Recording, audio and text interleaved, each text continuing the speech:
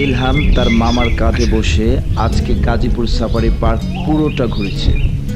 আর সেই সাথে দেখুন কিরকম বাঁধ ভাঙা আনন্দে মেতে উঠেছে। আসলে দীর্ঘ সময় ঘরের চার দেয়ালের ভেতরে থাকতে থাকতে ইলহাম কিছুটা বিরক্ত হয়ে গিয়েছিল। তাই আমরা তার এই মনোটনিকে দূর করতে ওকে নিয়ে একদম সোজা চলে আসলাম গাজীপুর সাফারি পার্কে।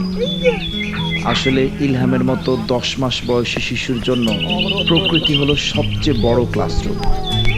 গাছের পাতা, পাখির ডাক, বাতাসের শব্দ সবকিছু এদের কৌতূহলকে জাগ্রত করে।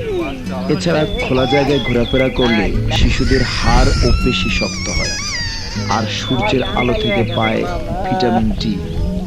ইলহামের মতো ছোট শিশুদেরকে নিয়ে কোথাও বের হতে হলে অবশ্যই সাথে যথেষ্ট খাবার ও পানি নিয়ে নিতে হবে। এছাড়া শিশুর প্রয়োজনীয় পোশাক, ডায়াপার সাথে নিতে কিন্তু ভোলা যাবে না। একটানা না ঘুরে কিছু সময় পর পর বিরতি দিয়ে ঘুরতে হবে। আর সেই সাথে সাথে শিশুদের দিকে অত্যন্ত সতর্ক দৃষ্টি রাখতে হবে।